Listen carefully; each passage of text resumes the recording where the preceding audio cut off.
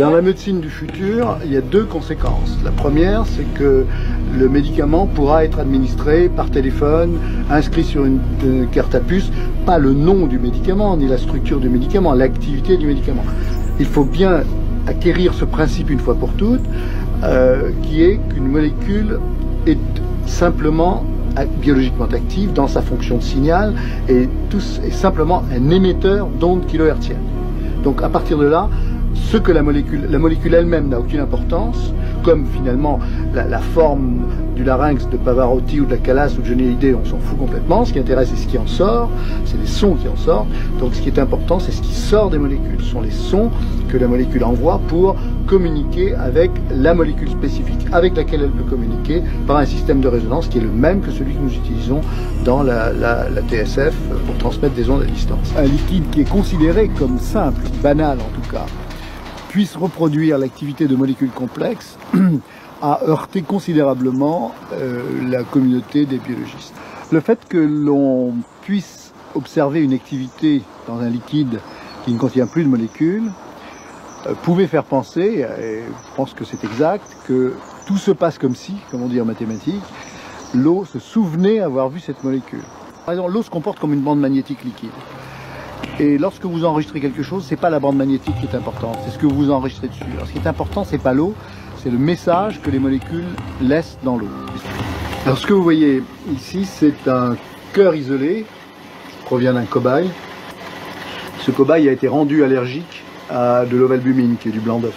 Et c'est un organe très sensible et qui va détecter de façon très fine, comme dans tous les systèmes allergiques, la moindre trace de blanc d'œuf. Lorsque nous passons de l'ovalbumine, le cœur fait un choc allergique. Si nous passons ce que nous appelons l'ovalbumine numérique, le cœur ne fait pas la différence entre cette ovalbumine numérique et la vraie ovalbumine. De la même façon que notre oreille ne fait pas de différence entre un son numérique inscrit sur un disque compact et la vraie personne qui parle ou qui chante. C'est le même son pour elle.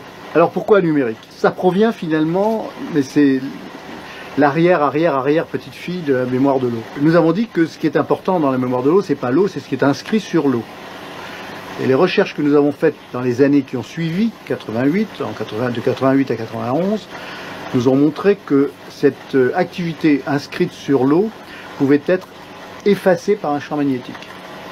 De la même façon que vous pouvez effacer avec un aimant ce que vous avez enregistré sur une bande magnétique, mais pas influencer la parole quand elle sort de la bouche. L'étape suivante a été de transférer cette information magnétique par un amplificateur, comme on le fait pour le son.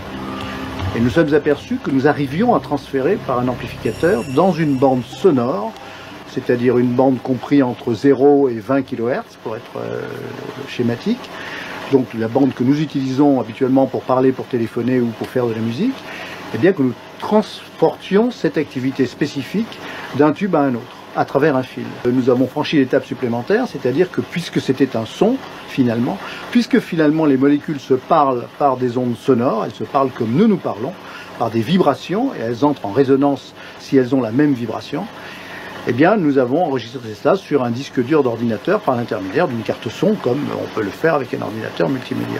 Et puis l'étape suivante que nous avons maintenant réalisée et que nous réalisons en routine, c'est évidemment de transférer ces dossiers d'ordinateur à ordinateur par Internet, exactement comme n'importe quel autre dossier. Parce que le médicament molécule, sauf peut-être dans certaines indications très étroites, j'aurai un exemple très simple, il faudra prendre du calcium pour avoir du calcium véritablement bien dur dans les os. Ça, c'est pas une fonction de signal.